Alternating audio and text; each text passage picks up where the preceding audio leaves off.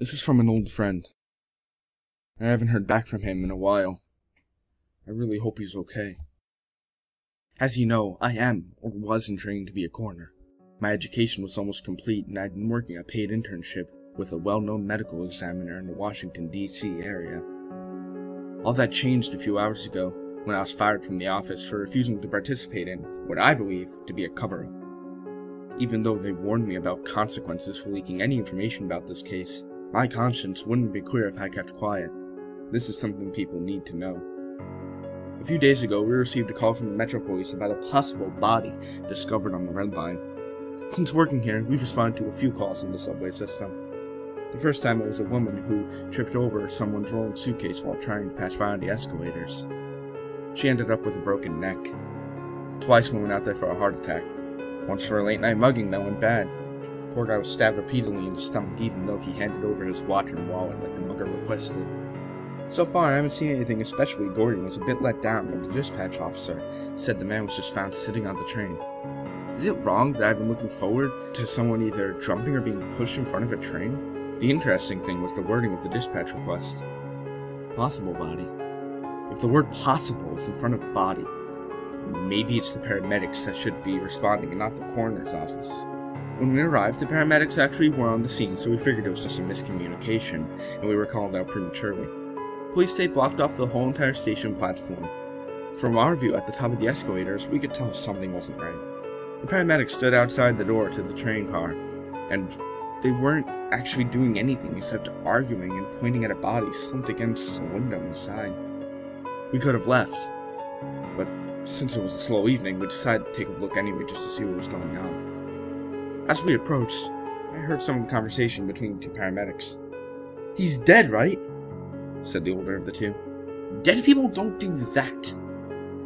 Do what? I thought. Once they saw us, they quickly agreed that the man was dead and promptly left the scene to us. Clearly this wasn't a case they wanted to handle. I can understand that. The police weren't much help either. I chatted with the officers on the scene while the doc went in to take a look at the man on the train. One of the detectives commented that there weren't any clear signs of foul play.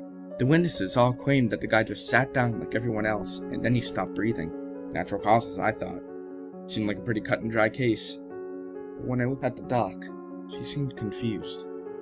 "Look at this," she said to me as I walked into the train. As I approached, it seemed like the man was just napping, like a lot of train riders do, when they know their stop won't be coming up for a while. "Look at what?"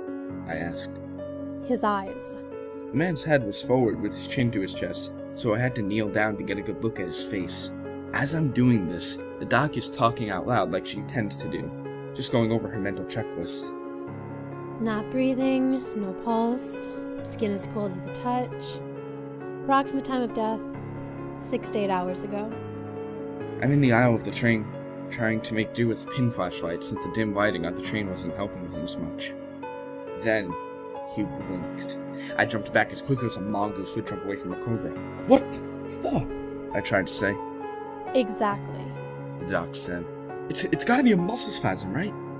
"You would think," she says. "but watch this." She grabs the guy by the hair and pulls his head back. With the other hand, she waves a finger in front of the man's open eyes, which then began to follow along as the doc moves her finger left and right. Then the man looked at me and blinked again. "Have you ever seen anything like this before?" I asked. "Nope." "And he's dead?" "As a doornail." We let the officer in charge know that we couldn't determine the cause of death on site. A full autopsy would need to be performed to make any kind of determination. She made a note in the report that this body had a tendency to follow you with its eyes and occasionally blink. Off the record, she told me the whole case bothered her. The man, she said, didn't have any identification, credit cards, watch, jewelry, a phone, or even money. All they found on him was a train ticket and a napkin. Once we had him back at the office, we changed into our examination coveralls. I was asked to deal with his clothing. The man watched me the whole time as I stripped off his business suit. He even winked at me once. Also, a few odd things were noted about the clothing. First, he wasn't wearing any undergarments. Normally people wear a t-shirt, boxers, or briefs, and socks. This guy wore none of those things. But for some reason, he had on 2 belts. One right over the other. The doc switched on his tape recorder and then turned on the buzzsaw. I watched as she performed the Y incision. and made a mental note of her perfect technique so I could try and do it better next time. I'm telling you, the doc is a real artist. Next came the enjoyable cracking sound as a ribcage was pried open. All while this was happening, the man's eyes watched us. I could almost swear he was smiling, too. Over the next hour, the doc made notes as she did the exam. She handed me each organ to be weighed and cataloged. There was nothing strange or out of the ordinary about any of the internal organs. Okay, let's take a look inside his head. I want to see what's causing the eye movement. Listen, do you mind if we tape the eyes shut first? I'm trying to remain as professional as I can, but the constant blinking unnerved me. The doc didn't mind, so I took some suture tape and worked up the courage to manually close the guy's eyelids and tape them down. Immediately, they started moving fast. His whole face was convulsing and contorting itself, trying to break free of the tape.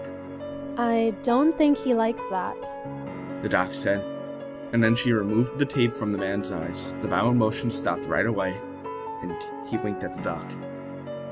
This isn't natural, I said. There's a scientific reason for everything. It's our job to find it.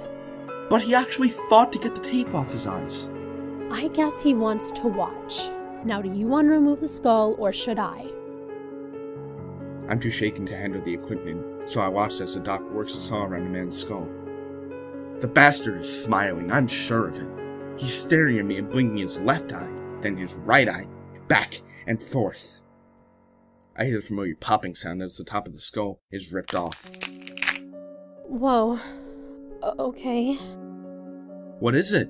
I asked, as I was walking around to see what she was seeing. The man's eyes followed me, of course.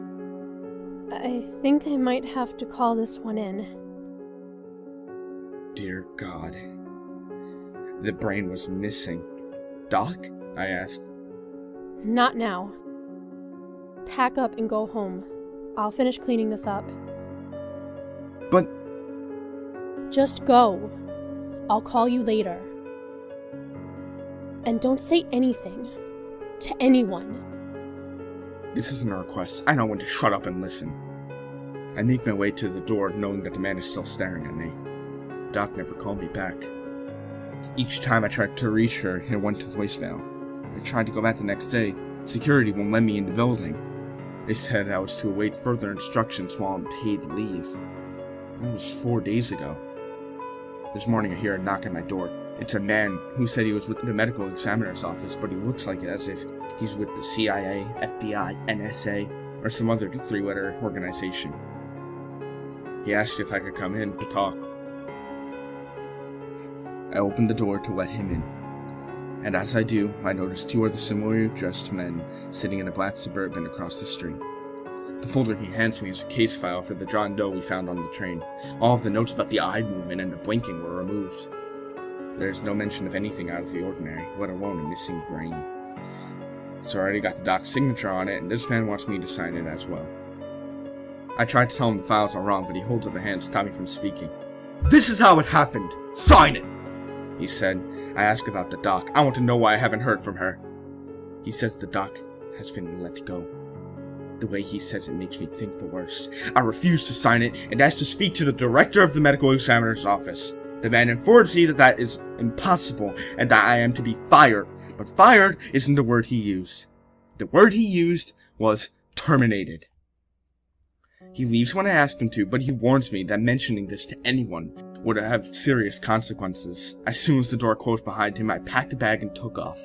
I saw that a black Suburban was parked at the end of my street, and I might just have been paranoid, but I think it pulled out after I did. Just in case I was being followed, I changed directions several times.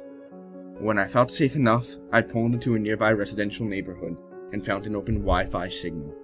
I think something strange is going on in DC, maybe elsewhere too.